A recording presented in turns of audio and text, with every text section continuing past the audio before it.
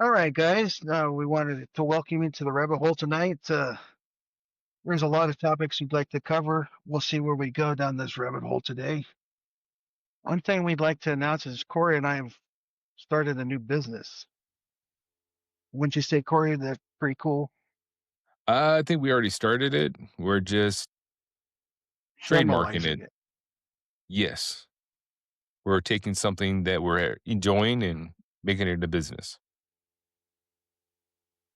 And we've opened an apparel company. We're gonna take some of the sayings off of the internet that we've come up with, like stop dating witches, and I know that we have a shirt that's going to come out pretty soon here. It says, I know the Dutch know, kind of like an inside thing joke for our, because Colin has a conspiracy about all the Dutch. So It's called anyway, so history, we, but whatever. And then Cody's working on a Patreon. And so in the near future, we're going to have that up and running so that you can get live feed access to Colin. so if you join the Patreon, um, you're going to get exclusive content, early releases on different pay scales. And everyone who joins the Patreon at the end of every video that comes out from now on, there'll be a list of all the Patreon subscribers on the in closing credits of every video. And that'll be one of the benefits. That and because my young girl has been diagnosed with autism and it takes a lot of my time up, we've decided that it'd be helpful to help me out a little bit, overcome some of the expenses of doing life, I guess. So we kind of helped my wife, promised my wife I would kind of make money this year instead of last year running a deficit. So not to, I don't, I hopefully we can make this successful because I think we all have a good time. I do. What about you, Colin? Oh yeah, no, I've gained a lot more sanity points this year because of you boys, and thank you. So I was watching the first recording we put up. We were compared to now, and that was April 20th. So, to tell now is there's been a lot of change. So actually, a small little thing. I think we recorded like 4 or 5 podcasts before we decided we had one common enough to actually post. yeah, that was the good one.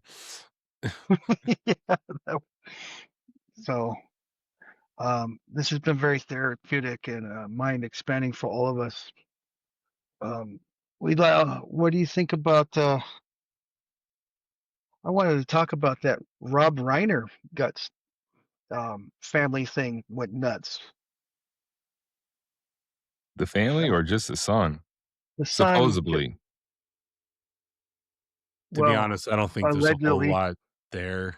I mean, there could be some wild stuff, but Well, the reason I bring it up is because Trump was like, they asked him, "Do you want to say anything about this?" He goes, "I really got nothing nice to say about him."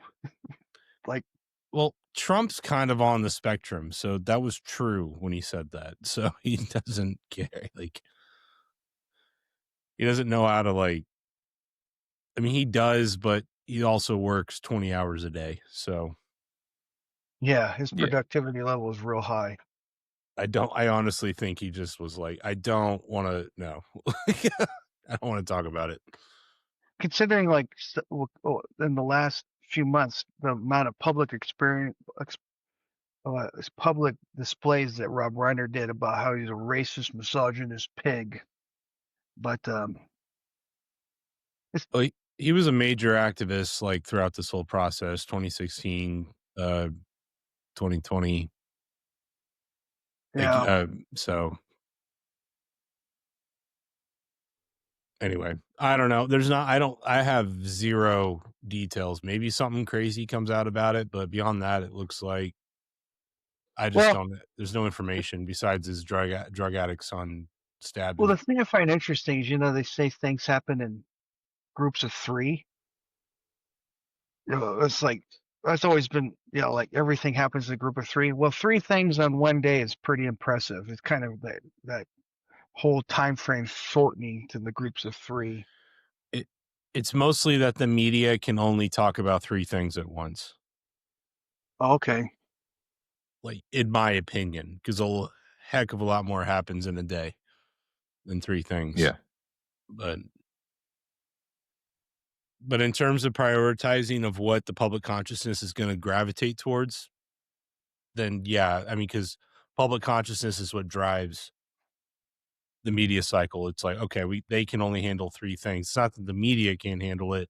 It's that they have this to a science where, you keep a consistent narrative storyline across channels so people can track and have cross validation so that they'll believe in what you're saying, and then it kind of compartmentalizes everyone into a singular narrative structure, if that makes any sense, instead of a complex web of narratives, counter narratives, different perspectives. The media is not in that business. So No. What is interesting that I remember when I was in counseling when I was a young kid, my doctor did say people can only remember three things at once. So never ask more than three questions because you can't remember three answers. and that's pushing it. Yeah. Yeah. So maybe that's the reason it's the rule of three. It's a magic number. It works. Yep. And then what was it? Venezuela's been pretty interesting. They've really escalated that over the last couple of days. They actually sent fighter jets into designated Venezuelan airspace. Dropped a couple bombs from what I saw. It's not happening as quick as I thought it would, to be honest, based on how quick on the background things of what things were looking like. So that means one of two things. Well, maybe more than two things. Well, certainly more than two things. But from where I'm sitting, it's that basically they're going to go up the escalation ladder until people start talking to each other and deals are cut, is what I would expect. And so if things are kind of quieting down, which they seem to have, but I could be wrong on that, since those airstrikes, and I haven't seen confirmation of airstrikes per se. I mean, I wouldn't be surprised. I just haven't, I honestly haven't been watching that closely lately, because that's something that I would imagine would jump off the screen. But you're sure there were airstrikes in Venezuela? Let me see. I thought I read about that. I know they reported flying sorties over there with their transponders on, and that was like last week. Yeah. But beyond that, I don't know if there were airstrikes, but to be honest, it doesn't really matter that. I mean, it matters, but it's the fact that they're moving up the escalation ladder is the main takeaway I would take away from that. A couple of airstrikes aren't necessarily going to change anything, but No, they're just dropping it's bombs on. it's the continuation of pressure. So Well, they declared today. They declared a full embargo to all ships, all oil ships going in and out of Venezuela as well. yeah, I mean, if you the Chilean election just took place and they got a populist nationalist elected. So if you look at the map, it's basically South America is split right down the middle between ostensibly pro-American or basically countries that are okay and have signed deals with America to be a security guarantee. And then there's all the other countries. It's a matter of time at this point. If they're serious about Monroe Doctrine and the powers that be are going to do that, it will happen. It just takes time for the political process to work itself out. Venezuela is I would say in many ways Venezuela and Brazil. Brazil, in many ways, is a really tough nut to crack, just because the population's so large. Yeah. That's because, I mean, the modern warfare requires, if you're going to do regime change, you need the optics of the consent of the people. You can't just go in and do a hard takeover. It just doesn't. It's Well, too complicated. What? we've proven in Iraq in recent history that that does not work. The people have to want it. We've proven in every war humanity's ever conducted. Well, Either yeah, man, kill I'm them just saying all there's. or get them to convert and then keep an eye on them, you know? And Well, yeah, then, but really And the kill all the men. I mean, they Venezuelans killed all the are, men for a reason and bred with the women for a reason. That's like an old, like, that's just, but we're in 2020, so or the 2000s, so we can't really rape and pillage like we used to. yeah, it doesn't make good for good TV. No. I don't know. There's a lot of historical movies and stuff that has a lot of that in there. Well, it's good in drama, but in real life, you actually watch it, raping and pillaging ain't too, No, it's not a good look. no. But Hey, man, I watched Venezuelans are your. actually going against each other right now. The There's whole an world's against uprising. itself right now. Yeah, so there's a lot of pressure happening above, out at sea, in the cities. This actually comes down to one of the main things. So, well, like that theory. Do you want me to just hit it? Did you guys take care of all your business, or was there something else you wanted to hit on? Yeah, we're okay, Colin. Go for I it. thought there was some chaplain thing. Oh yeah, Oh, they they we can talk expanded the about that later. chaplain corps. Okay, Yeah, we'll do that ending business. I've heard this forever, and there's been like, even Jordan Peterson kind of touched on this, and a lot of people have been talking about this. But everyone's trying to figure out who the they is, and if you look at it from a standpoint of, let's say that evolution, I'm Christian. I don't believe in the Big Bang per se. I don't believe, but I do think the universe and the world is a lot older than 2,000 years. So Hmm. I'm not there with people, but I do believe in a creator God. But I also think there is a process to the development of humanity, and the word we use colloquially is evolution. So I'm going to use that word because people tend to understand what that means. But I'm not talking about Darwinism like in the way that it's understood. It's more of like the natural growth process of a organism or You're talking collective about org. like macro evolution instead of like big, like what is it? Darwinist evolution. You're talking like It when essence a species can evolve over time. It's reason like they have like in the same region you'll have two lizards that'll be different patterns. One valley has the same lizard genetically, but in the other valley they have different like No, they grow. it's. Well, I mean, I think entities, body, organisms can change pretty dramatically. Certainly, given the conditions they're under.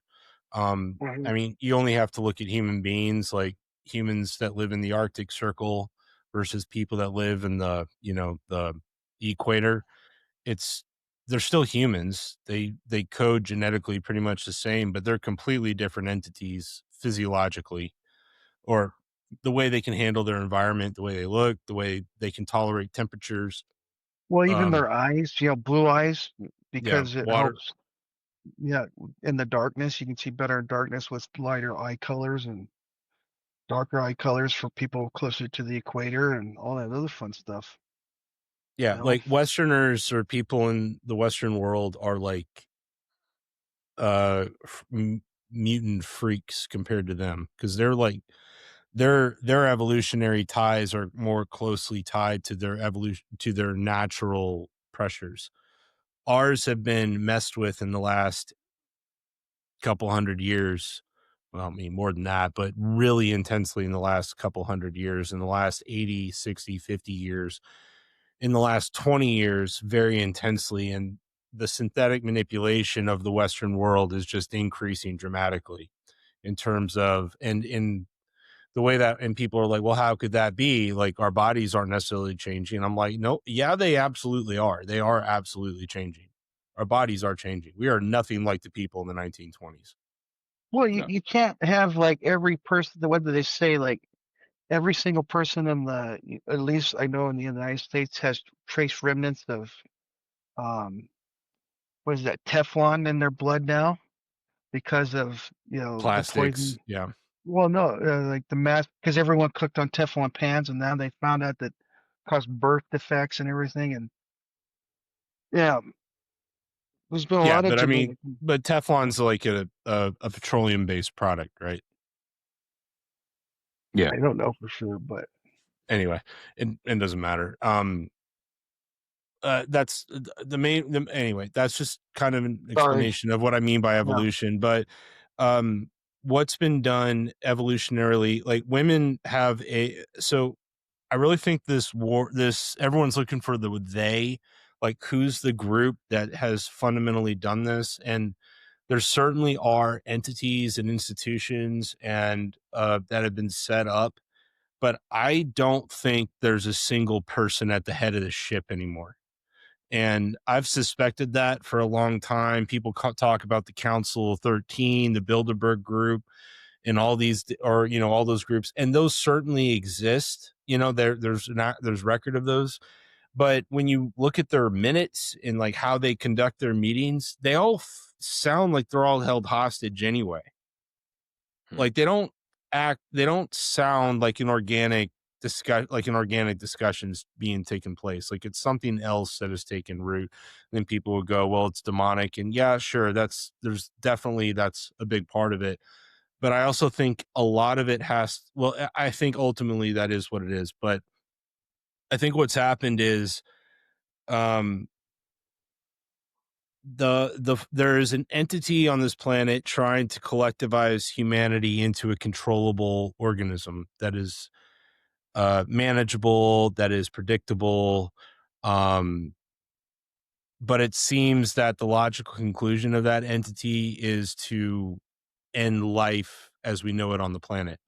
And that's not hyperbole. Everything they do is counterproductive to human life. Like you'd think, even for their slave or their servants, or the people that are like their mid-tier managers, they would want to promote them to have make them have children, or have them have children, or be healthy, or do all these things.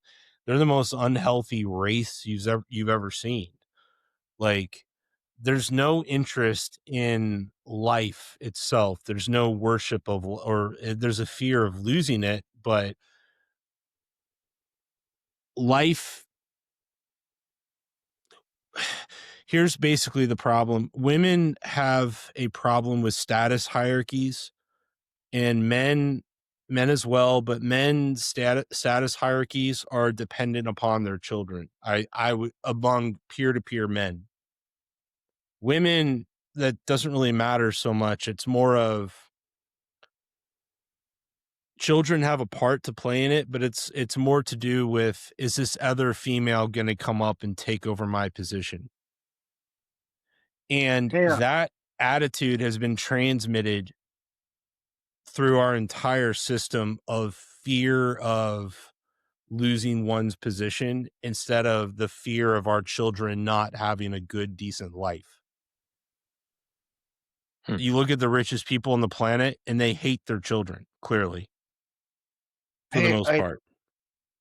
This sounds bizarre, but you got YouTube. I can never get the sound to come up on my side. So look up George Carlin conspiracies on YouTube. George Okay. Carlin, No, I love No, George Carlin. the comedian, right?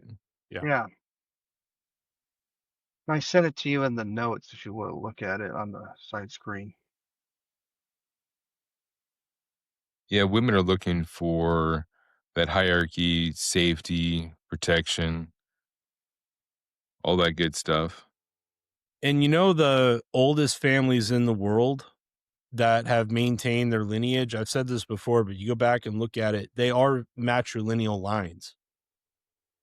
but they go back 900 years, That's incredible, isn't it? almost 1,000 years. The oldest patriarchal lineages go barely past 250. And they all, because men die off. We're fundamentally, it's a different, and if you look at it from a strategy of survival, from an evolutionary standpoint, and if take the spiritual aspect out and look at humanity as from the survival mechanism, and we're more than that. I'm not saying we're animals. I'm saying that most people act as animals. Yeah. That's what I'm saying. So they're going to fall under that survival mechanism if they are an unconscious, like we call them animal people. And you meet them every day. They look human, they talk human, but when you look into their eyes and you ask them, what do you think about this? They're like, what do you mean think? What do you mean like thought, or it's like they're driven clearly by fear. And I would say that is the feminine impulse, the unhealthy feminine impulse that does not allow for the masculine impulse to fulfill its role of protector. And because men just want to protect, you see those videos on YouTube all the time, of like how women dream of dying, being surrounded by loved ones, and and men are like diving off from a helicopter with grenades in their hand, diving into battle or something. It's like what's a good death? Yeah. The most horrific. Ooh, yeah. I'll take Like, it. I'll be the last. Well, but the thing that's interesting about that there's a young man's death and there's an old man's death. A young man's death is, you know, jumping out of a, what is it, like that movie with Keanu Reeves where they're robbing banks, jumping out of, I can't think of it, but hardcore adrenaline seeking, going for broke. Point Break. Point Break, yeah. Then you have like an old man's thing where he just wants to be in peace and quiet and be surrounded by his most important accomplishment, which is his kids and wife. Because that's the only thing, if you can't be remembered, you can only live forever in someone's memory. Is what you realize when you get older.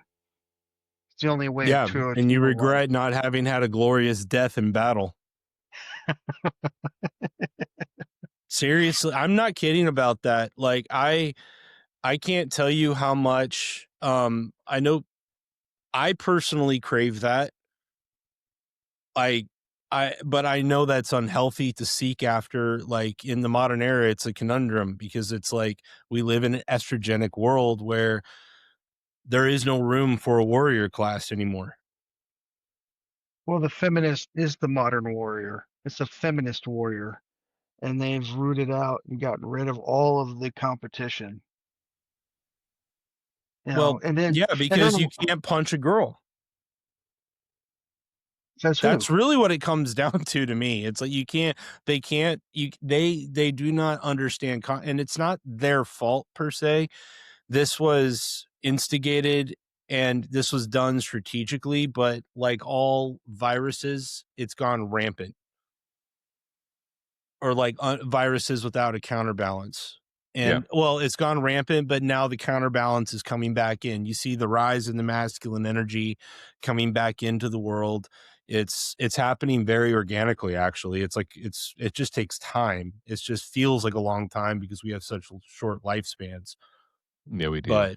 But it is coming back, clearly. Yeah, you do see the last, 5-10 years when trans were able to be in women's sports, that they were annihilating them. That was men hitting women. That was men also competing. pushed on purpose because there weren't that many cases of that. Just being honest about it, there were a lot, but it wasn't like that was the biggest problem. Like I think it was like a couple thousand in America, which that's a ton compared to like, I could be wrong about that, but I I don't think it was like a systemic problem like migration is, you know what I mean, in terms of Yeah. scale and numbers. But culturally, it was important. And it's also kind of a litmus test. And the reason the conservatives and the right wing hit on it so hard was like, what side are you on? It's like you're either for that or you're not. And if you're not, again, if you're not for that, you need to start calling out your side or asking why are they allowing this to happen. So it was a great political weapon to use, Yet it and was also it a was good accurate. social. It is a problem, like, It was a for good sure. social experiment to see what really would happen, because they brought down the veil of, hey, the modern warrior, the postmodern warrior, what do you Yeah. want to call it? Don't hit women and all this kind of stuff. You protect and that kind of stuff. You take on the other men, and then you have these sports and stuff where the men were taking on the women, and in the higher, the smaller cases, they were dominating and brutalizing them, right? But don't you feel like, to me, I feel demoralized that this is even a thing. Yeah, Well, yeah, it's Like, it's not it's supposed to interesting. happen. The thing that frustrates me about it is there's so many more important topics yes, that exactly. we get distracted by this crap, and the debate that you get pulled into of like it's binary. It's genetically everything is binary, and there is no question about it. And the fact that they take this mental exercise from hell and try to get everyone to engage in it is just a distraction. It's just like, and then when you see these ladies, you go like, what is that one guy that asked, what is a woman? And they do this mental gymnastics dancing over themselves to try to come up with the politically correct answer. It's just, it You has can't. to be, all it is a distraction. And if you look at what China and Russia are doing, if we're gonna, ARC is the term, the new acronym for the year, ARC. Hmm. Um, ARC. they have taken, like, because this idea that they're communists, like, I want to be very careful. Like, I'm switching subjects, mate. I don't want to, but it's the same thing. But communism is a very, um, it's got a very distinct flavor. I don't want to say it's a specific operating system because it can take many forms and shapes. The way I see China and Russia more and more, and the way they're behaving and what propaganda they're pushing out so that we can see, it's not a matter of what's actually happening on the ground. It's what their governments want to project into the world that I'm watching. So I don't know what's actually happening there. I'm just looking at their counter propaganda, but their counter propaganda is all very much getting the roles of the sexes back into their proper order. They're hyper focused on that, because they understand that if you're going to manage a civilization or a system or a nation state, especially of that size and power, you cannot afford to disrupt your people generation tool called families. Well, the interesting thing is when you talk about that, what was one of the first things you saw Russia start doing in preparation for the next war? It's what I always thought it was. Is I remember for the longest time, I've had friends that were childless, and they would go to Russia and adopt a Russian baby, I remember hearing that. Yeah, I and they remember would In that. China. go to China and adopt a Chinese girl. Now What's the first thing you want to do you're not when taking our kids and turning them into we need trainees. bodies to fight a war and we're keeping them here? That was the first thing they started doing, instead of stop exporting their children. And then that leads you right into, when you start thinking that mind exercise, that explains exactly why China wants Taiwan, an unpolluted uh, group of people, to reinforce their genes, because they did that one child policy for what, 40 years, and now their their Gene pool. culture is dying off. The gene pool is going away because it's like 80% male. I, I, it's not quite that bad. Well, I'm just like, anymore, but that it's an interesting thought, and I'm sure that adds to the equation. I think there's different reasons they're going well, that's after. I think that's what is a reason It that is It is that probably a plus. I don't think it's a strategic reason, because Taiwan is westernized. They got the same kind of cultural problems that we do here in the West. Not quite as bad because they're still an Asiatic culture, but it's still like if you look at South Korea, it's very, I would say it's more conservative in Taiwan, but my sense of, and I don't know, I've never been there, but South Korea is incredibly liberalized. Um, which is kind of crazy because I the South Koreans they I have met when I was, yep, they have the ultimate example of socialism gone awry, not a mile away from their country. They're like It's the right. yin and yang. Yeah, well, that is yin yang is Korean, as far as I know. The way I understand it is, you have the perfect example of the how communism really is and socialist utopia on the other side, and how you have a dictator killing off all the people, and you have like the difference in size of the people between North and South Korea. Like North Korean is like barely 5 foot tall, and a South Korean's like 6 foot tall. but I don't, the North Koreans are not communists either.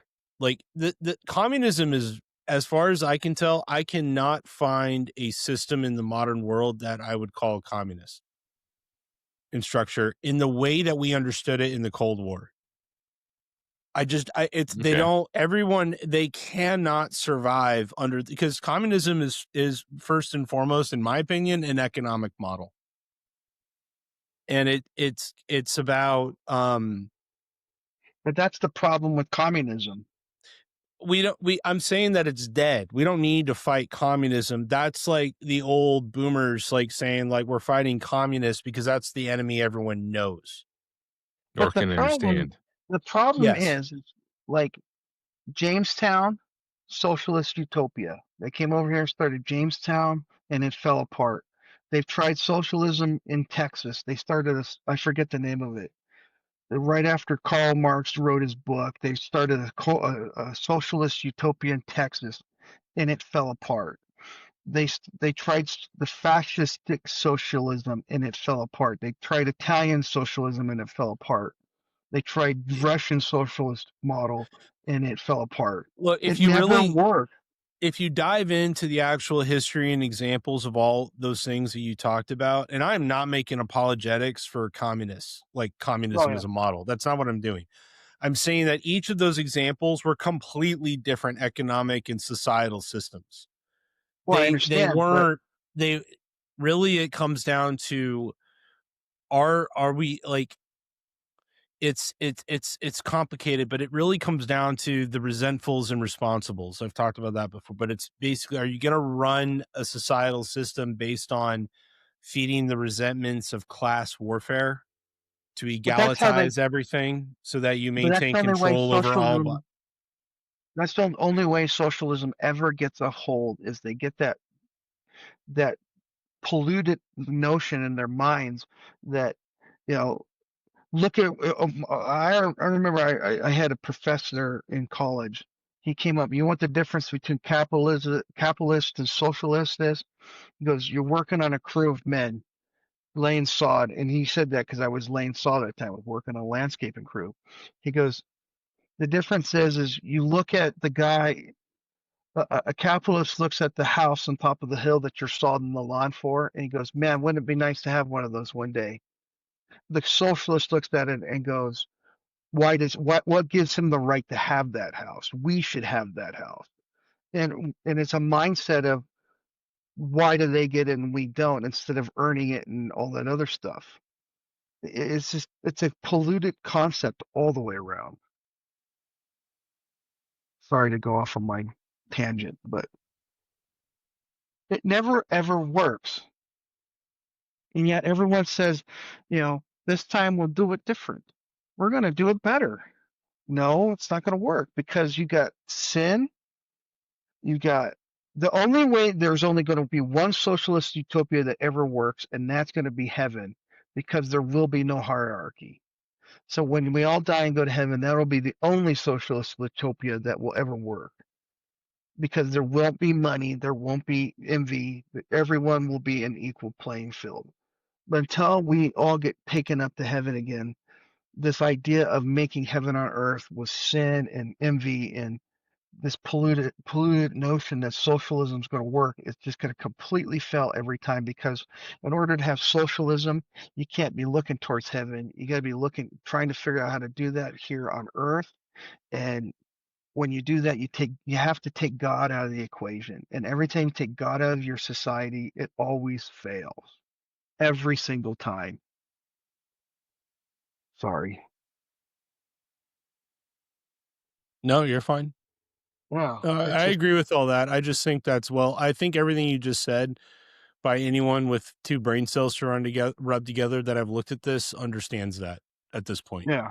I think that's Except kind for, of, it's like, but this liberal cancer gets into everyone's head, and it has to be described as that, because it is a concept that gets in there and just destroys brain cells. It's a cancer of thought, and it goes in there and destroys things. And then you come up with, we're having an argument over what is a man and what is a woman, because, well, how do they feel? Because it's all feelings. It ain't reality. It's feelings.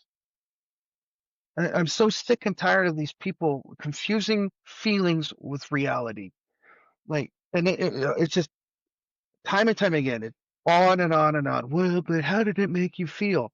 I remember one of the most distinct memories I remembered that I could never be a liberal is when I watched Katie Couric interviewing the parents of Columbine, the parents of the victims of Columbine, and they're sitting there when they called you on the phone and asked you, told you your son had been shot. How did that make you feel? And I'm like, why would you ask that? But then it's because that's what liberalism is. It's feelings. no, It's that's not how reality. estrogens think. Yeah. It's estrogenic, and I'm lifting this from E.M. Burlingame again, but I think he's right about this. It's estrogenic warfare, where this entity could not figure out a way to, and when I say entity, it's like a collective hive mind, that it's not one person. It's like a it is spiritual, but you can see it incorporated when things get out of balance in the divine nature of things, right? Or the divine order. But our job as humans, as the co-creators of our world with God, because we are conscious beings, we have the I am within us, the awareness, we have the responsibility and also duty to go through this to figure out what harmony is, what it even means. And their argument, because you always want to understand your enemy. What do you think their argument is? The estrogens. Why are they willing to literally send their own children off to death and kill their own children for this ideal? I've wondered that forever. It's just, Corey, I'm sure you have some insight into that. Well, I mean, the thing that comes up through my mind is that if you can weed out all that is antagonistic, because when you look at male, we're more antagonistic, we are more in your face, macho. If you can breathe that out, get that out, and you have more of a calm, complacent, then how can you have war? How can you have all these other violent acts? Can I Yeah, go ahead. real addendum to what you just said? And I think you would agree with me. You're saying from their perspective, we're antagonistic. I don't think Mhm. we're the most antagonistic. Yeah, Females are that's by far way more vicious than men are. Way more. Like, night and day. because yeah. they Well, don't that's the understand, like, perception. we have a natural balance of violence with men. Mhm. They don't. Well, yeah, have you ever seen? One of the most eye-opening thing is this sounds bad, but as a truck driver, you get to watch women fight. And the reason is because there's nothing more entertaining than watching two horse fight over territory of a truck stop. And so then you learn how women fight and how they think in fighting, because how does a man fight? He punches, breaks ribs, he punches you in the face, he gives you pain. But he Well, what also is the thing? knows when to stop. Yeah, that's true. What is how does a woman fight? You ever watch how a woman fights? What do they go after? Till the cops come. Well, a woman fights. They tear clothes. They throw your purse into it away. So everything of value is what is what they fight with. They pull hair, scratch you, leave marks, tear your clothes, all that stuff. So that's what's important to Disfigure them. you. Disfigure you. And basically what you learn is that's how they fight emotionally. They emotionally disfigure you. And men fight with pain. We impose pain on each other, punch you, it's hurting each other. It's just the way they mentally do it. One's mental, one's physical. I didn't mean to interrupt you, Corey. Do you agree with that, but you were Yeah. I like the Sorry. train you were on. So, That train that I So- was on yeah, was sorry. leading down to this Sorry. this illogical ideology that they can control everything, in the sense that they That's it. can Yeah. dominate, they can control the narrative, they can control how things are happening, and it be more in their favor. But in reality, no matter who does it, well, actually, it seems like it's gone into this world chaotic, estrogenic theater. It just doesn't make any sense. Maybe it makes sense from from their mindset, because they do things differently. Well, if you empathize with a female and you put yourself in their shoes, it starts making more sense. In terms of, you live in a world of your threat matrix is dimensions deeper than I think a male's is. The what if this or that, or and a part of it is they have and this is like, again, I'm bringing back evolution a little bit, but if you have this do you believe in collective memory, or I believe it's a genetic. What collective is it? unconscious, or a Yeah. Genetic or memory? there's many terms for it, but instinct, Yeah. Body remembers. yes, the body remembers things that our ancestors experienced a long time ago. There's a famous experiment with chickens, um, and they would flash a shadow of a bird, and these are chickens grown in captivity. They've never experienced the outside world. They would flash shadows of like different birds and their sound above on the ceiling above them, and only their natural predators would cause them to panic and scatter into their, like the chicken hawk. Like they do a chicken hawk, go do the chicken hawk sound. These little chicks would go whee, and just go right off into their, like, no one taught them that. Yeah. So if that's true for chickens, I'm sure there's something rattling around in us, Mhm. And I think those forces take more control the less unconscious you are. So you're dealing with more robotic humanity, especially when you get them. There's that liberal that did the Madness of Crowds book. Everyone quotes it. I forgot the name of it. But it's something that everyone understands. The madness of crowds, or when you get people into a collective, their baseline collective understanding is what rises to the forefront of consciousness. Yeah. And with females, their job is to survive no matter what, so that they can have more children to propagate. They will even sacrifice their own children to survive. So Historically, that's not a problem for them because I can always have more children. That's not true for men. yeah. We don't necessarily get more children. They are our most precious thing. And I'm not saying all women are like this, just disclaimer, all that stuff. I'm saying writ large, historically, for however long you think humanity's been conscious on this earth and been breeding with each other. Because we see it in animals and we see it in humans. I think it's pretty common sense to say that the female's job is survival, but then the male's job is to temper that so that we can all survive together in a cohesive body, so we don't all kill each other. Because if we're just focused on the singular woman, the goddess, then we're all gonna die. Like, so let's distribute Yeah, that and figure out how to play more fair games with each other, and we'll test each other with controlled violence, because violence is still necessary in this world. But if we figure out the rules to it, maybe we can have less, and maybe we can up our collective chances as men, and therefore for our children to survive in this world.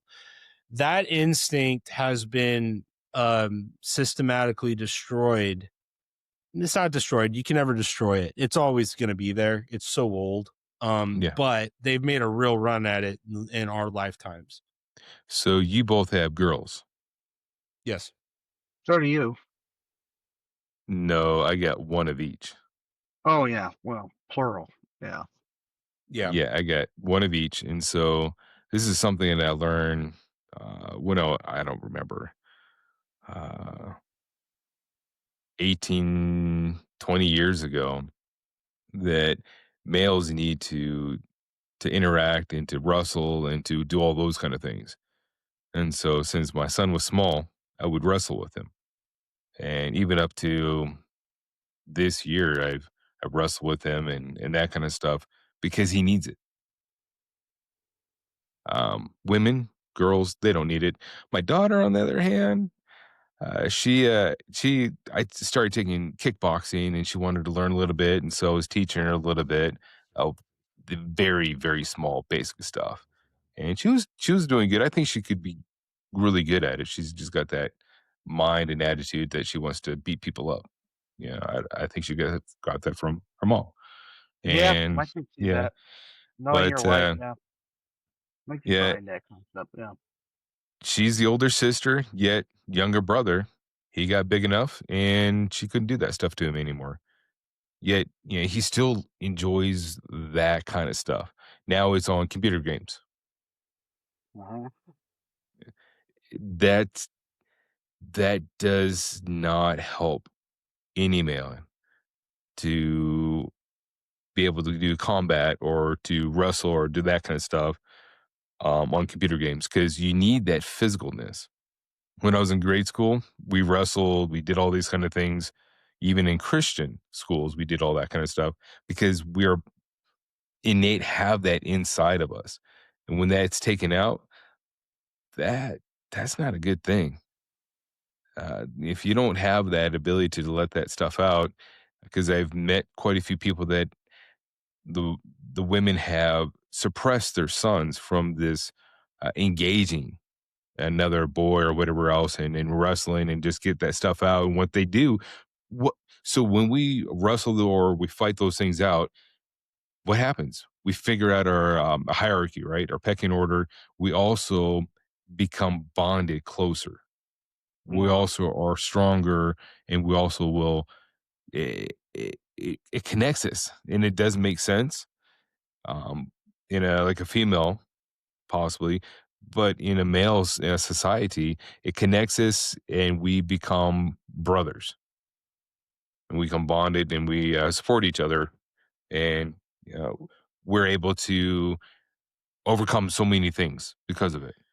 To add to that point, if you think of of an actor in a movie that portrays the role of a father the most, that hits you in the feels, like as a man, who first pops into your mind if you just kind of ask that question to yourself? Like in terms of scenes you've seen with like a father figure. It's not, and this isn't like glorifying movies. I'm just saying as a common reference point. Yeah, and this is good. I'm struggling to pull out one right now, I'd say which is Denzel Washington pops into my head. Really? Okay. Like I can see that. Yeah, Creasy, he's always that guy, you know, he's kind of got that.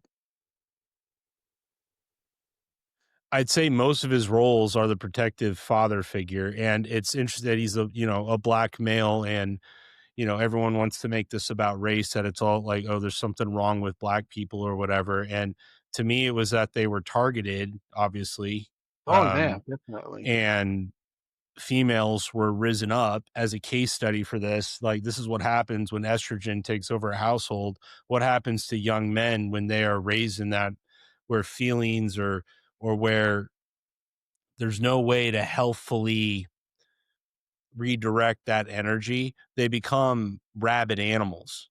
And it's not just black people, it's anyone would do that. It's just that blacks were specifically I say blacks, I'm saying black Americans were targeted specifically with that impulse and it was almost like natural, like they were the natural targets, because we had trouble with like the communists or they didn't have a class warfare structure to operate on effectively in this country like they do in Europe. We're a young nation. We don't have like old dynasties and families. We got the Rockefellers and Carnegies, and we got a couple rich families, but nothing like the Europeans. I mean, they got baronesses and duchies and like all this stuff. Like we never had that over here, but so they had to go with race, and they targeted family structure there first because no one would pay attention to them because we were all compartmentalized. And it allowed that experiment to take place, and it worked. Just let the mothers be single and rule the household, underwrite it, The and great, turn the what do they men call it? into Great rabid society. animals that have The no great, sense of responsibility or self-worth to themselves or their greater society. And they're just now they're they clearly are waking up to that, thank God, because it was a horrible tragedy what was done, but it's an experiment we need to learn from, so we never allow that to happen again to any human being in this country. the old westerns, the black and whites going into Technicolor, those have a lot of strong male, yeah. Yes. masculine, Have you ever and seen The toughness. Searchers? John That doesn't Wayne, ring a bell. The Searchers. That is a great example of what you're talking about. The Which Searchers. one was that? My No. favorite movies. Which one was that? Tell me a little of the storyline so I can pick it He up. basically is kind of like that lone. He doesn't really have a family. He kind of runs in out of nowhere. There's a brother that his family was kidnapped by Comanches, or his sister, and was kidnapped by them, and they spent like a decade running these Comanches down. Like they were like old by the time they found them, but they said they just never gave up. The whole movie was about never giving up, no matter what. And by the time they got him, she was completely brainwashed, destroyed, internally, just nonverbal. And they got it, but they just never gave up, and they just moved on to the next thing. It was it's a very moving movie, actually. Like it's What's it called? The Searchers. Yeah, it's one of my favorite movies. My favorite John Wayne movie is The Cowboys. One of his last movies. I think this is better than The Cowboys. You'll have to watch this. I think you'll agree. It's to me, it's the most powerful John Wayne movie I've ever seen. And then you had Clint Eastwood on the other side doing spaghetti westerns and stuff like that. And he was more of the Southern guy that was protecting the Southern lifestyle and his family. And he was also parallel, even though John Wayne hated that kind of ideology coming through, because he's more of like a Northern guy and that kind of stuff. So there was a He was clash, a but Yankee playing the cowboy. That's right. yeah. Yeah. So it was crazy, but you had Gunsmoke, you had all these old westerns, and they had the same masculine male protective scenarios, and my dad raised us on that stuff, Mm-hmm. black and white. Then when they Yeah, for came sure. Technicolor, that was pretty cool. Yeah. No, I mean, you had to be masculine, but they were kind of different forms of it. But as they got kind of older, but that's why I like The Searchers so much, because it was so, again, because I'm not a huge John Wayne fan. Mm-hmm. I What? like him, but Whoa, whoa, that whoa. movie, You're, you're not a fan. Oh my God. I'm not like, I don't hate him. I'm just, he's not Oh, like my that's favorite what I heard, man. actor in the world, you know? Like, I wouldn't say I'm a huge John Wayne fan. I respect his work You big know, I time. thought we were family, but you know, you start talking about John Wayne bad, and then I'm I'm not talking about him bad. I'm just saying, The Duke. this is a compliment. I'm saying I'm not naturally like somebody that's going to watch a John Wayne movie, but The Searchers, and I've watched a lot of them because I like those old movies. I don't care if I'm like a huge fan or not. Those old movies are awesome. Like, you know, but The Searchers is so good. Yeah. Anyway, but this goes story into takes place like, in 1868. Wayne plays Ethan Edwards, a Confederate veteran. Wow, let's see what this is. Yeah, okay. yeah, it's very underrated. I've never met anyone that actually saw this, even old guys. I always ask them, have you seen The Searchers? They always talk about John Wayne. No one's ever seen this. It's crazy. Yeah. Was it one But of his last ones? No, it was in the 50s.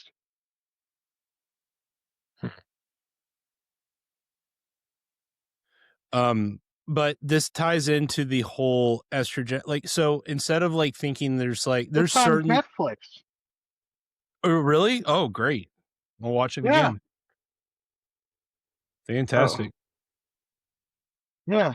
It's on Netflix. It's available right now on Netflix. So this ties into like, because everyone's like, well, there's a conspiracy of communist, and there are conspiracies, but I almost consider the conspiracies that are going on, the smoke filled back rooms, or the communist meetups in their libraries or whatever, they're total subplots to the main driver that's underlying this whole problem. Like, there's not one group operating this whole world, this global system. Even at the highest financial levels, they have a factionalism problem within those structures. JP Morgan has factionalism just like every other government in the world. There's not like Jamie Dimon has to play the politician in that organization to keep that whole thing together. And I'm not defending Jamie Dimon. I'm just saying this is just how these things work. It's not that Jamie Dimon's a king and can just snap his fingers and wish certain things into existence. No one can. No. So, and that's been the war we've been in for a long time. It's this bureaucratic, let everyone have everything equal, so we all have the same like access to power. But from a masculine perspective, your lineage isn't about how much control you have in your personal life in the moment. It's about how good of a system can you build so that your children, including the children in your kingdom, can live long lives Better past lives. your expiration date. Mm-hmm. That's what a good king does. And that we've had several good kings in the past that were successful in doing that. And you can see that in their dynasties, but eventually it falls off. And who's always in the background? It's court affairs. And I don't know about you, but I don't pay much attention to my personal household relative to my wife. Like, I'm in the outside world getting resources, harvesting, doing things like that. My wife is like here, like she pays more attention to my immediate family than I do. Like, she's like, "Oh, did you know it's this person's birthday? Did you know this is going on? Hey, do you know what your sister said?" I'm like, I'm not, no, I don't know about any of this. Yeah. And she's like, "How could you not know this? Do you not care?" I'm like, "I care. It's just not like, it's like this, like, wait, hang on. I just don't, I'm not, it's not, and It's she's better right. said yeah, it's like I got in trouble today because my wife was talking to one of our counselors here, and to me it didn't sound like anything I should be remembering. And they asked me questions, and they're like, "Well, we just talked about what you just asked." I'm like, "Oh, I tuned it out because it wasn't important."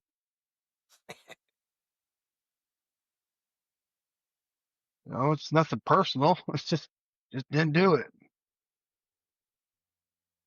So And yeah, well, their brains are built for that external information and stuff. For me, in order to compensate because of what my job is, I put things down in calendars and all that kind of stuff just to remember. It pops up, says, "Hey, this is happening, that's happening." Otherwise, a lot of this, it seems like fluff, but it's important. hmm It just goes right over my head.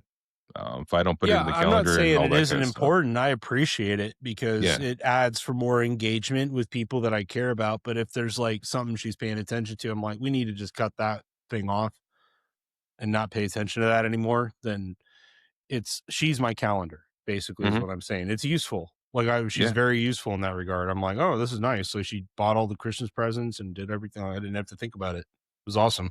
Like, but um, Oh, it's it, not on Netflix, by the way. I'm sorry. It was on Netflix, yeah. and it's But the Because your point mind is is more into the hunting and gathering, if we want to simplify it, bringing the goods in and making sure that the household has the ability to run smoothly. yeah. But this is happening at every levels of human society, even at the highest levels. Like, if you go back and you look at, well, you want to take it back to our favorite subject? the Which Dutch, one? Yeah. the Dutch. Um, I yeah, thought it was going to be but No, space when Nazis. hold on. when We meet in Argentinian. an hour and 2 minutes. We gotta write this down. Sorry. I knew we were gonna get there. It happens every well, this is time. a great example because they cut Charles the First head off, Cromwell took over, became dictator of England. Um, his son wasn't up to take over for him when he died. He disbanded Parliament because he realized they were all corrupt and bought out by the Continentals, the Europeans. And what did they do when Charles II's son came back in? After him, they brought back the Prince of Orange with his Stuart wife, an English woman that got married into what she perceived as the best chance of her survival, not just for her selfishly, but for her line, by marrying the enemy. People talk about Stockholm syndrome, like when you're conquered by a foreign adversary and how the women just go and try to find their mate. And like, it's like, oh, it's this weird psychological. No, it's survival. It's not a psychological condition like, oh, there's something wrong with women. It's like, it's what you do in a situation like that if you're a female. What are you Hmm. going to do? Pick up a sword and start fighting If they do, they die. against a bunch of like steppe savages that have been raised since they were 2 on horseback? Like, okay, yeah, sure. Yeah, you're dead. So it's like you either die or you forget your old family and you make a new one.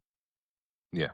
Loyalty doesn't exist in their world nearly as much as it does for men because we don't have the ability to reproduce our family per se. Yeah, that's a good. Like, I never thought of it like that, but that's a and good it's the point. same old story to this day. And that's I think that's what's been going on, and we have a bunch of unhealthy estrogens and females that have risen to the top of society. And when I say estrogens, those are also men. That's Yeah, why you beta see all male. these female men running around. Well, they're not betas, okay? They're not beta. That's really important because betas are not like a bad thing. Alphas, like in a wolf pack, there can only be one alpha. The others are all betas. It doesn't mean they ain't wolves. It just means they all have learned to work together. Yeah. But if everyone's an alpha, we're going to tear each other's throats out. And that's a bit of a psyop, in my opinion, to make us all think like we got to be a bunch of, you know, we got to be like the Tate brothers and have a bunch of Bugattis and all these, women in Italy and whatever. It's like, and it's just, it's an absolute, or Dan Bilzerian or all this stuff. Although I think Dan actually is kind of found good old time religion in that regard. I think he might have realized a little. Once he gets off the Jewish kick, he might realize that he was used to destroy masculinity. But anyway, I don't know. I don't follow him. I'm just seeing what people follow. But And does that jive? Does that make sense? Or and when you're talking about alpha and beta, Yep. the alpha male kind of takes the lead for all the other males. Yep. Yet each male that considered beta also is leading those people that are closest to him, which is the females and the kids. they're like, we got to protect the clan. Yeah. We're the warriors, chief. All right, boss, let's go. Like, it's not weak to be a servant, to go out and say, all right, I like what you're saying. I respect you. You clearly you're clearly willing to put your body on the line for us. We got your back. And obviously in the animal kingdom, it's like, well, I probably can't kill this guy, but I know he can protect us. So you know what? I'll fall in line with that, but it doesn't mean you don't go to war. Mm-hmm. Betas absolutely go to war. Now, when you think of betas, you're thinking of sigmas and omegas and these weird autist types that are disassociated from this is the natural societal hierarchy, that are stuck in video games or simulated structures, or like they're the prince or they're the alpha in their virtual world. Yeah, what they can't find in reality, they replicate. Most men can't. I've tried to galvanize any young man I can in this county. I've tried to, like, I'm in Austin and I'm in Texas, and you think I'd find a couple. Maybe it's out there, but it's been 5-6 years. It's all a joke. It's not good. Like, I'm honestly looking, I'm fine being a beta. Like, all right, I just want a good leader and I'll follow you into battle. I'll do that. I don't want to be the alpha. But the alphas I come in contact with they're not even alphas. They're just estrogenic and insecure, and they will backbite and lie and cheat and do whatever they can to maintain power. I gotta take care of. Yeah. They're infected with the estrogen virus. You're also, going back and forth with this. Yeah, I want another male that is got my best interest and my clan's best interest at hand, and how to find that person. That's really hard to find because a lot of guys are just trying to figure this stuff out. There's not a lot of guys that are like, this is it, we're moving. Yeah, but this has only happened in the last 80, 60 years. Yeah. We have that. My grandpa, if he grew up, or our grandfathers, if they grew up in the time we were in with the same mentality, or if, let's say, the same access to information and culture understanding, they would not have tolerated this. The reasons the boomers are stepping on rakes is because this is an alien world to them. They have no idea it's not their fault. If I were them, I'd be in the same position. Yeah. I wouldn't know what Fortnite is, or like any of these other, like, how do you access this stuff? And then look at the churches and how pastors are. Um, They're you can hear it feminized. in the voice. It's very They're soothing and blah, blah, blah, blah, blah, blah, blah, blah, and it's like it it's like it's putting you into a trance, makes you feel good. So you just rock pacifying. back and forth. It's like, yeah, it's like instead of like, that's what we all need right now. We all know it, but And I like those pastors that are actually just out there, like, hey, this is how we do it. yeah, and Bam. they're out there for You know, sure. They yeah. exist.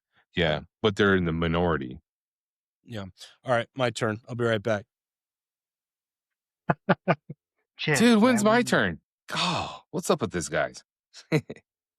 I'm just grateful that you don't have your wife rebuilding your bedroom while you're doing this tonight. Yeah, not tonight. It Oh, was last week. We got a California King and some dressers and that kind of stuff. And she wanted to get some stuff done.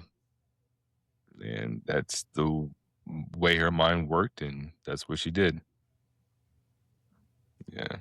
yeah, well, my wife does the same stuff, so it's just the male female difference. So, anyways, I didn't hear what you guys were saying. I apologize. I had to go help my wife and my daughter. So, It's all good. So, I think we just kind of finished up that whole um, conversation, possibly. We can, like, just jump a little bit into the headset and making the chaplain core masculine. Because it yeah, that was cool. appears that, because I didn't know this, it appears that it was more estrogenic, pacifist chaplain corps for a number of decades, possibly. Now that it's the war, um, yeah, he wants to bring the chaplains up to speed. That, and he was talking. You sent that X video of him talking about how they wanted to um, go back to the core things, not Well, no, the. they have the chaplain core too. Yeah, well, it's the core thoughts and what are the chaplains there for? Well, Bringing back in the spiritual. well, no, but you understand the military, they have like the Corps of Engineers, they have uh, you know, the corps is also they have the chaplain Entity. corps. Yeah. Yeah, like you have the corpsmen, all that Mhm. stuff. I don't know if I'm describing this correctly, I don't know, I'm not following that. But I but thought it, the chaplains were in separate branches, yet had parallel, uh, orders. they have it's called there is a literally a definition. Chaplain corps provides regional religion support, spiritual fitness, and yeah, there's a core, chaplain corps. Hmm, That's why I didn't know that. that's where the term core values come from because it's the large group. Yeah, I didn't even know that existed. The military chaplain had been responsible for attending spiritual memorial. And, yeah, I didn't know it until I looked it up tonight. I didn't realize that. But the chaplain corps has been active since Jo- uh, well before the government. 17 since George Washington enacted, what, 1775? Something like that? Yeah, it was started by um, July the 29th, 1775 to present. Yeah. Yeah, and it's yeah, and I've heard a lot of different, groups out there for chaplains and stuff, but, this is something we'd have to look deeper into to understand, what their core values and all that kind of stuff are. Because I haven't heard of that. I applied for the CIA chaplain position a couple months ago, but they were looking for people that were closer to Maryland and to the CIA station and that kind of stuff. So they're like, thank you for your resume and stuff, but we're looking for people that are closer to where we are. It's like, okay, well, I can say to my grandkids, hey, I applied to the CIA. Yeah, Yeah. yeah. So, yeah. So the chaplain corps has their we're gonna have to look into that more. And headset saying that they're going to be going back to the six branches or the six something.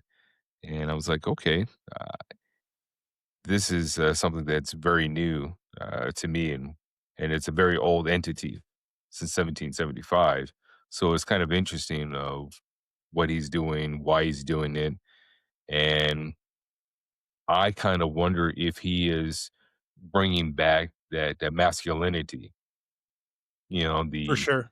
I the People give him a hard counterbalance. time. I absolutely think that's what's happening. Yeah.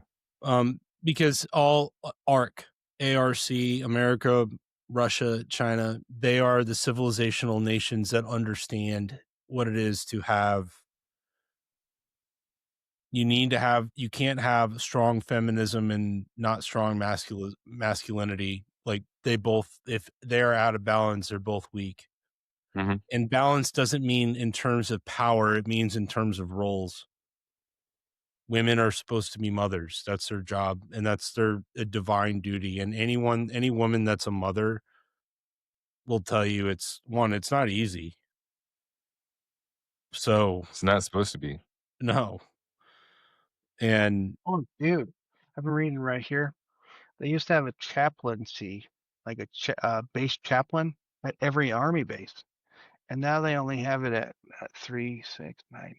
They're not even a quarter of the army bases have and, a chaplain. and this is also going to um just by the tone of it, by that this is a callback to the old chaplain corps. It's kind of a subtle way of reinserting Christianity as the operating system Mhm. and purging all this other crap. And that might mean that the women chaplains may have a lower functionality in this. And Might. if they don't have a convenient way of getting rid of them, then maybe people just self-select because it's not like you have to go to a chaplain service. Mhm. So let's see who gets the most. It used to be mandatory when you were in the military. Right, but But I'm saying maybe if they give them options, like you got option Karen or option Chad, and see who gets more attendees. Maybe Yeah. Karens get strangled out of that position. However the military does their stuff, they're systematically root out what they don't want because they have that ability. No doubt. Every entity, every organization has it. Yeah, but the problem is we've got several generations of bureaucrats and well, estrogen they've been at every level, especially in the well, that's officer the, corps. well, they're And you trying to can't be just get rid of inclusive. them all. You No. can't be inclusive with this inclusive, diversity is our strength, unless you the only way you can do that is you can't recognize differences. And if you recognize differences in anything, like differences in religion, then you failed. So they have to get rid of religion to replace it with their diversity is our strength crap. Which is a religion. Yeah.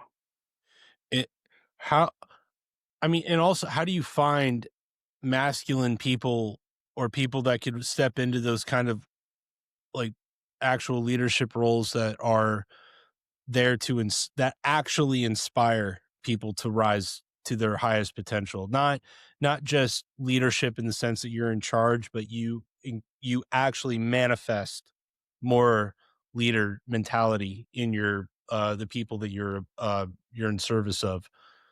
um how many masculine men out there that you've met in your life would fit that billet compared to the vast numbers of men that are out there, relatively speaking?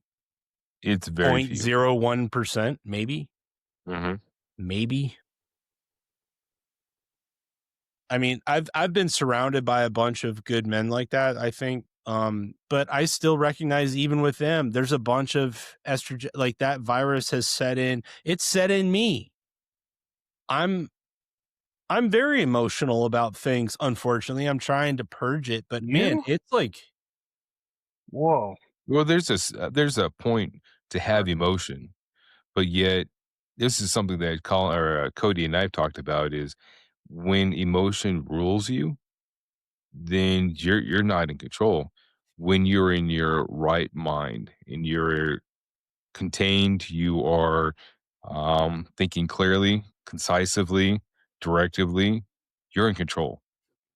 But with emotions, it's it controls you.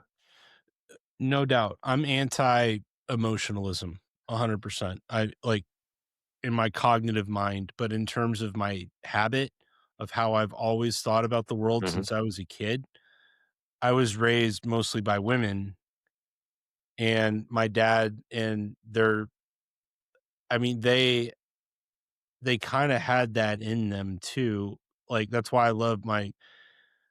love them to death, but the Klein men are still kind of emotionalists in a certain sense. It's kind of not emotional, but a lot of but it's not just them. It's honestly the vast majority. It's like I said, it's 99.9% of males out there compared to what we were like less than 100 years ago. It's not even, that's why I like those old movies. It's kind of Yeah, like a callback to like, wow, people used to actually think and live this out. You know, I know it's a movie, but an audience watched this and ate it up. yeah. Like you couldn't make those Westerns today. Well, you actually probably could, but like 10 years ago, you absolutely probably could not. When I was in high school, I was asked, "What do you want to be? What is the career choice?" And I was like, "Hey, I want to be a farmer. I want to break horses, the tough stuff, the hard stuff." And I was talked out of it. I was like, "Okay," because of growing up with the black and white westerns, and I like that kind of a lifestyle, that masculinity, taking control of your environment, and building and making things great. Harmonizing with your environment. Hmm. That But was yes, more important than a lot of the other stuff. yeah, no, me too. I wanted to do the hard thing, and I did. I wanted like I did like the precursor training for military service, Sea Cadet Corps thing, and all that stuff. Like it shattered my knee doing it, and thank God, because at that time, if I joined the military, I'd be in worse shape than I mean, just because it's not the military I thought it was. You know, Yeah. it doesn't have all these people that you think it has in it. It's kind of it's really sad. I think, but But the good news is I think that's deep within young men, especially with how the type of stories we're attracted to Hmm. naturally. So I think that mythos can be conjured back in if the leadership does take back control. And this is a great sign. I didn't know about this. This is really good. If they do Yeah. this correctly, this is really good. And that's so built into to us that I know for me, my family start having kids, right? I want to be a protector. I want to be the person that keeps the family safe. How do I do that? Um, Firearms, firearm training, and all that kind of stuff, because they are my lineage. I got to protect them. I got to make sure that they grow up and grow strong and be able to fend themselves when I'm not there anymore. That Me- ideology doesn't mix well with the estrogenic concepts. No, because the estrogens are really good, and because men and women both have men have an estrogenic side for sure. I mean, it's not, but it's that you're open to all threat vectors. Like, that's kind of my problem is I've been conscious of all these different threat vectors to a point where it's almost destroyed. It can't really destroy because God's real and he always can bring us back home. But it has made a real run at my ability to discern what is even real. And I don't think I'm alone in that boat. I think every single person on the planet, especially in the time we're in right now, is going through that. No one can tell what's real in the macro sense. I can't. I've tried. I've spent every day for the last 7 years trying to understand it. And and to me, it really comes down to what we just talked about today. Yeah. That's the logical conclusion, and then if you take that to its logical conclusion, it really just starts with us learning how to be men again. As cliche as that sounds, But that's where we're headed. That's it's what it is. the drive today is, finding out what that is and how to encounter it and make meaning of it and then live that ethos. Yeah, but then we have to reinvent it in the modern world because our wars in the past had always been against nation states and other, compartmentalized groups. Now, this is what Rudolf Steiner was talking about, the war of all against all. That it's the estrogen and testosterone, or the duality of the mind at war with itself within all mankind. And one side is going to be coherent to baseline fear, what he would call astral impulses. The zodiac represent different realms of desire within the human consciousness. That's kind of what he was talking about, astral. Like that body of man's consciousness can be the driving force within some people within most, if you are unconscious.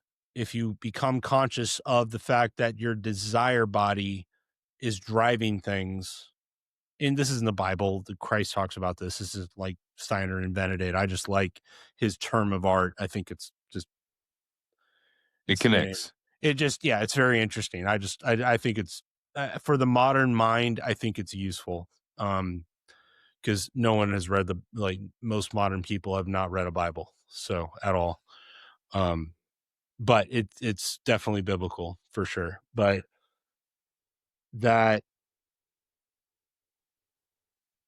how do you discern? How do you know where to root yourself in this world because it's to be irresponsible today, you almost have to do it alone.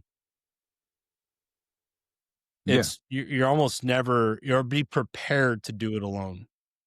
You don't have a clan or a tribe that you can join up with. In fact, your family is most likely going to be the thing to hold you back from doing what you need to do. If it's done that to me, why wouldn't it do it Everyone. to others? And I think we're also looking for other men that have the same drive for what we're looking for. They're also parallel looking for the same thing, and we can, as iron sharpens iron, we are trying to figure this out on ourselves alone and seeing if anyone else out there is got a hand on this, and if so, what are they saying? What are they doing? They're out Those there. are hard. I've seen them, but they're very far and few. And there's really none in power as far as I can tell. The ones that are in power or in the game are, in a way, I respect them, but they, in the sense that they fight so dirty. Like, they're fighting estrogenic warfare with no shame, but they are doing it from our perspective, I think. Yeah. Do you know what I mean? It's like they're being like, okay, you want to be passive aggressive? We'll play that game. Like you watch men learn how to be passive aggressive in an effective, coherent way. We just don't do it because it's kind of weak and like we've never fought that way before. Yeah, that's not built in our DNA. No, we're like, that's why comedy is so important. Like, that's why when the comedians all went woke, I was like, oh my God, we're so screwed. And then a few of them started creeping out. Like Rob Steiner, what's his name? Rob Schneider. Of all people. I'm like, the most unlikely, or Jim Brewer, you know, like, because I mean, you need the comedians have to be the first, like they are the vanguards, like, you know, in Lord of the Rings, the Twin Towers, where you got those orcs that they have no armor on but a helmet and a double battle axe, and they come up and they jump into the moat with a bomb. Like they're the suicide bombers of culture. Those are comedians. Hey, thinking of comedian, look up George Carlin. Yeah, I have it here actually. Oh. Yeah, no, we've played this before, but that's okay. It's a good clip. Have we? I don't remember. Yeah, for sure. It's that estrogenic brain that Cody has. Can't remember. It's not estrogenic. It's just I'm just messing with him. He's just Cody is got myopic skill sets, which are very useful. Ready? Yeah, go for it. Policies that were created here in California, not as a result of a conspiracy, but because... You don't need a formal conspiracy. Right. When interests converge, these people went to the same universities and fraternities, they're on the same boards of directors, they're on the same country clubs, they have like interests, they don't need to call a meeting, they know what's good for them, and they're getting it. And there used to be 7 oil companies, there are now 3, it will soon be 2. The things that matter in this country have been reduced in choice. There are 2 political parties. There are a handful of insurance companies. There are about 6 or 7 information things. But if you want a bagel, there are 23 flavors because you have the illusion. You have the illusion of choice. Right. You don't get the real important choice. There's no freedom of choice. That's a great point. Right. I forgot that's what that was about. That's actually dead on, Cody. That's absolutely what we're talking about. I'm sorry. I take back what I said. I thought this was going to be something else. No, that's 100%. Yeah. Then Bill Maher flipped. Well, he did flip. He flipped actually a long time ago. Now he has to unwind his position. Like from what I've heard from people, it's like he's actually been like hanging out with like conservative comedians and stuff like that, and they're like, it's okay. They're like giving him what are they like Valium, just just like, hey, it's okay. You're not a conservative, you're a classical liberal. There we go. Yeah, I'm a classical liberal. Like, yeah.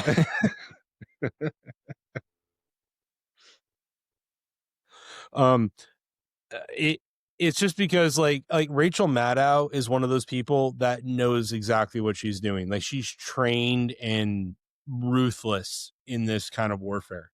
Like I watch her with awe. Like it's just, or who is that White House correspondent? The black lady for Biden. Wayne Jean-Pierre or whatever. Yeah, Jean-Pierre. Yeah. Bannon called her the Zen master. Like Zen the master, only one that's more Zen master Jean-Pierre that just goes, and this is the only one who's better at dodging bull. The only one that's better at dodging bullets than her is like when Clinton it goes, what is mean?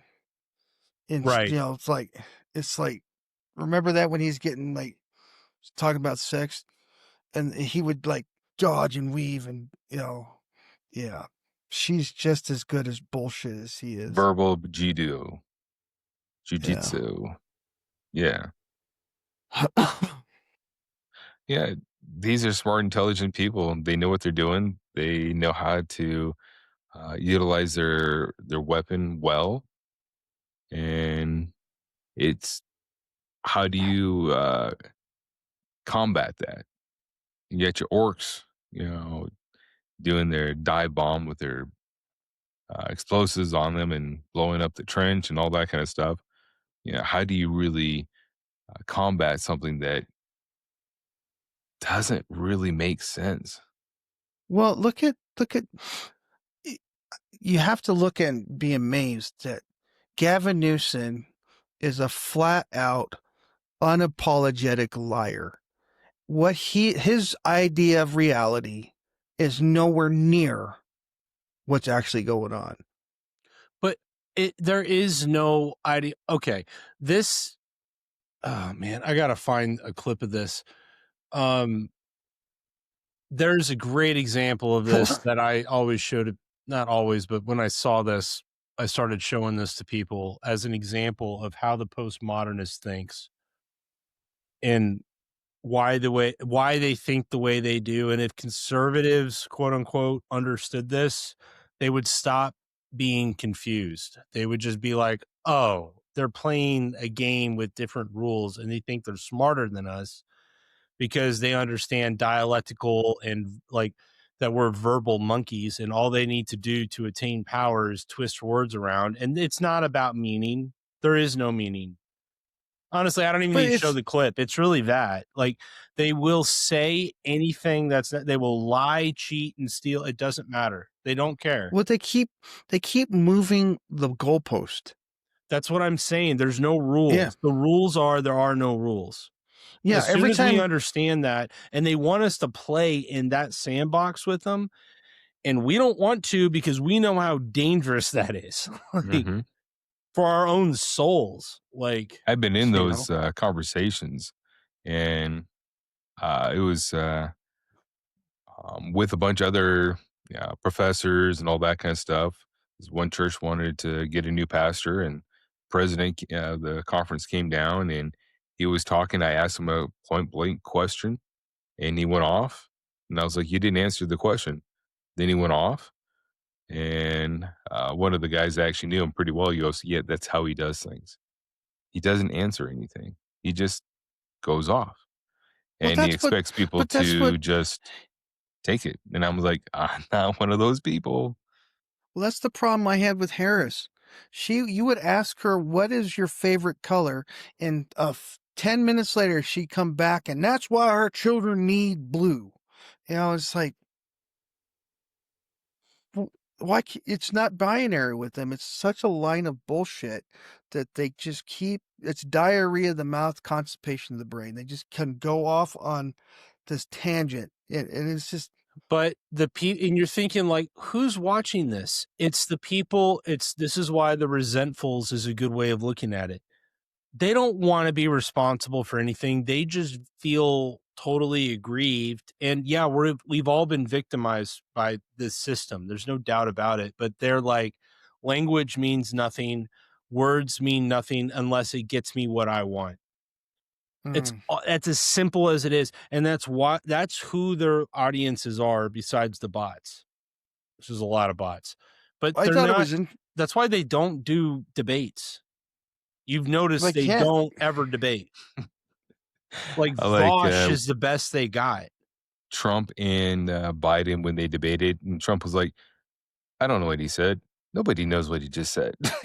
He doesn't know what he just said. I'm talking about YouTubers.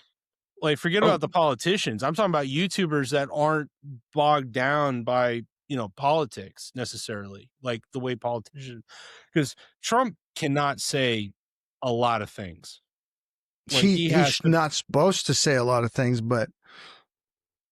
Well, he censors himself. I mean, the reason he repeats himself a lot is to it's a defense mechanism he put in place, People I always but when he got mad Trump at drops bomb, I'm like, he said this like 20 times. Like, it's not a bomb. Although I had to say I was laughing when he walks out and he's just super pissed walking out to the helicopter. They don't know what the fuck they're doing. Yeah. It's like, that's true. That's like the thing with the boomers that I've been trying to, and the Gen Xers and honestly everyone, they don't understand, like, because you don't want to look at these people because you're disgusted by them, but you need to watch leftist channels. Oh yeah. If you want to understand why they're not stupid in the way you think they're stupid. They're stupid in the long run, but in the short run, in terms of conducting emotionalist political warfare, oh my goodness, they are vicious. Well, the thing that's just interesting capable. is, I remember someone describing the two different mindsets is a Democrat is always trying to diagnose. A Republican is trying to understand. Duality, the left and right side of the brain literally does that every day of your life. You do that to yourself. This is the war of all against all. Yeah. And man, it's deep. It runs within the current of every single human being that's ever been on this earth and will be on this earth. It's a continuum. It's very deep. And until humanity levels up, I'm convinced, like, and it will naturally happen, and most will fall away. Maybe, hopefully not, but I think most will.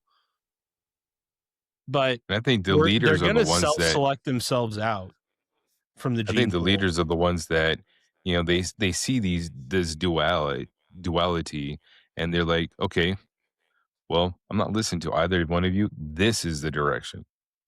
Let's go. Let's get up and let's just do it.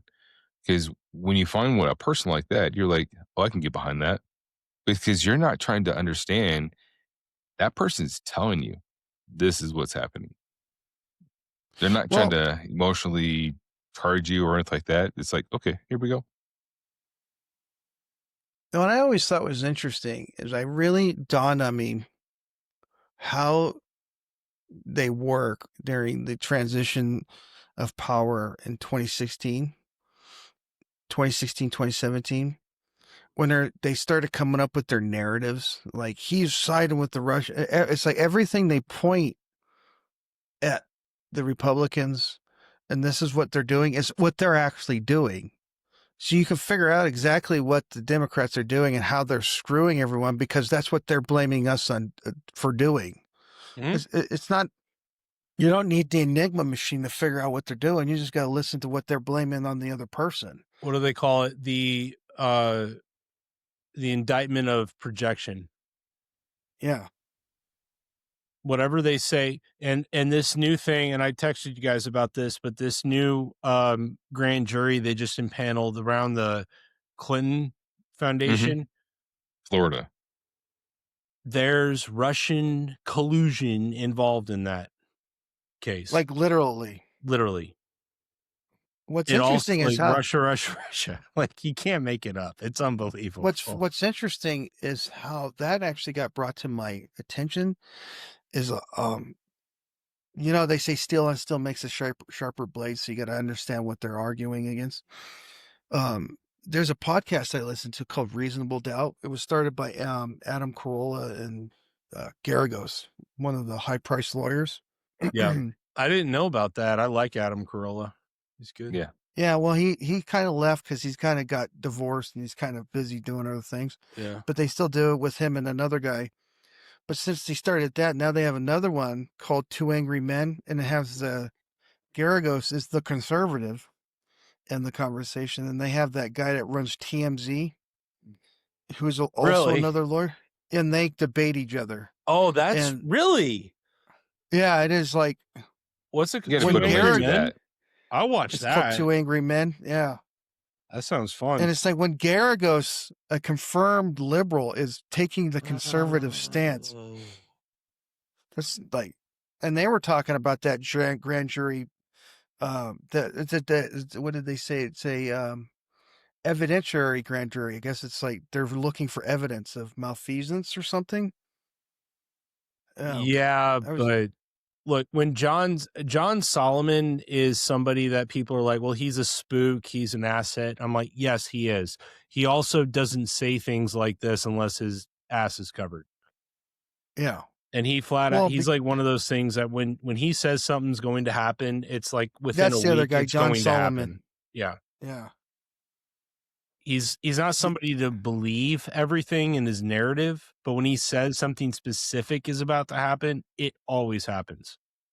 Well, because it's like he was talking about how he has people standing in the hallways of these courthouses just listening to the conversations, because you can't record it because it's in a private setting, but you can listen because you can't trespass your ears.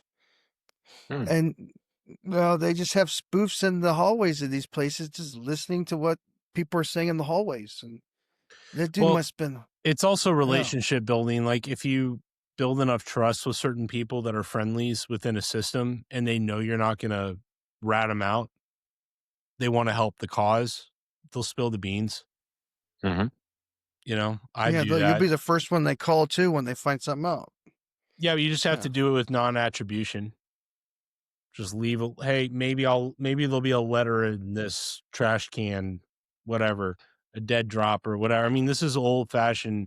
There's so many old-fashioned methods of tradecraft. Yeah, I mean, this was what the whole Cold War was like a practice in, was that. And today, it's all they have to do is go analog. Yeah, low tech. It's tech, not hard. low tech. And they still use it. I like what they say now. The best way to defeat any listening device is to meet someone in person. Leave your cell phone out just talk to a person face to face. It's the most surefire way to that's the most analog you can get. Face to face conversations. No, I would say it's passing notes. Well, because then you have layers of security involved in that. But look at the way Osama did it. He everything was transferred man to man. You remember the message, you walk over here and tell this guy the message. Then there's nothing for them to soup through your garbage to find. There's nothing for you to leave behind. You know, if he has, as long as he has air in his breath, the message will continue. Yeah.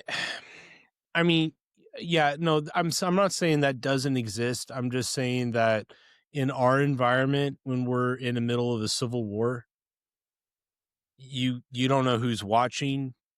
You don't want a record of you being face to face with somebody. You want non-attribution, period. Like with certain, and it doesn't take much. You know, it's and I know that because that's what they do down at the state house level. Mm-hmm. Like, I mean, it's just smart. It's what you do because everybody's watching. Everyone's recording. There's eyes and ears everywhere. That whole state house is bugged. The moment you walk in there, you're being tracked, your gait, your eyes. Like, that's it's, and that's true. all of downtown Austin is bugged pretty much. Like, it's. Well, and then you also have too, I mean, I never cease to be amazed. It's like there'll be a traffic accident, and what's the first thing that comes out? All the cell phones. You get in an argument with someone, what's the first thing that comes out? Their weapon is their camera. Or I'm going to record you. Yeah, but it works. It's a really effective weapon. You prove what actually happened from your point of view. You're the winner. Mm-hmm. Reason I have cameras in all my cars. Dash cams. And then there's this thing going around that the DOJ and stuff like that are start going after these 6 senators. Well, the first one. I think they're going after Mark Kelly. I don't think they have anything on the other 5 because it was because of his rank. He's never officially out of the military. He's retired military, so they do have. I mean, they've been saying a lot about that. We'll see. I mean, I'm still. My problem is I'm still waiting for something. For like, we've all been sitting here waiting for serious consequences. Well, that was one of the comments in our videos. what was it? We brought up, we were saying like something, I forget. And the guy goes, yeah, but still no one's in jail. Still no one's in jail. I mean, the argument is when you're taking down a mafia that if they're serious about taking down a mafia, you can't just start arresting everybody. You have to be very targeted with that. But I don't know. It's the thing is, like, even if let's say the Trump administration turns out to be they don't get anything done, the covers have been pulled off the skeleton at this point, and anyone with eyes to see can see it, and there's no putting that genie back in the box. So now they have an entire nation that understands that pretty much everything involving our system of governance is fake. Yeah. Like almost all of it. That's all. Yeah. The problem is the bureaucracy is so hardcore, and busting the bureaucracy up is the thing they have to start first. But I'm saying first, like, the people have to be like on point. Like, there has to be enough numbers to go, I'm not going to live in this kind of insanity. Like, it's one thing if they have a gun pointed to your head and they're going to murder you. Like, I could understand that. And that's how you have totalitarian control. They don't have the ability to do that in this country. It's just a matter of how stupid Americans decide to be. It's leverage, dude. Yeah, what's leverage? A gun? No, they don't need a gun when you have leverage. If you have, you get these politicians in there. I'm talking about the population, like, because the narratives they want us to buy have so much of a shelf life. Their only option now is to keep the news cycle going at a fast enough pace that these people, I mean, remember in the old days where there'd be like one event a month? And that's like on a busy day. That's like a busy month. Like, people would be talking. Oh yeah, and they would talk about it for the whole month. Yeah, it was all consuming. Now it's every day, and it's getting faster and faster and faster because the machine cannot keep up with it. It's gonna fall apart. It's just a matter of time. So even if it doesn't happen with the Trump thing, and they totally are traitors and shit bed or whatever, or they just can't do it because it's so corrupt, which is very possible. I just would wish, like, if I came to that realization and I was president and I realized there's nothing I could do, I would hope I would have the fortitude to come forward and be like, look, guys, this whole thing is insane. Everyone's a criminal and don't trust anyone. And I'm putting the welfare of my family into your hands because they're definitely going to try to kill us all now. So they're working. They're doing it. Wherever they find a weakness, they're putting a rifle on them. I don't see that happening with the Trump thing now. This is not, like, people can't see beyond 2028. That's like our event horizon. Yeah. Mine too. I have no idea.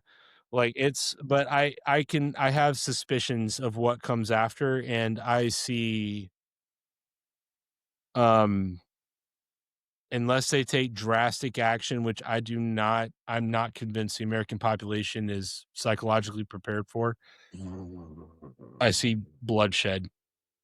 Bad. Well, that's the only way it has to. That's the only way it ends, man. Yeah. That's what's happened in history. Bloodshed. Purge. That's why I say that. It's not like I'm pulling out some magic 8-ball here. That's what's always happened. So, yeah. Student of history, history repeats itself over and over again. We don't learn. No, we do not. And I think that's why I've settled into the idea. My job is to still speak truth as much as I can, help where I can, but focus on myself, my family. I've watched too many movies.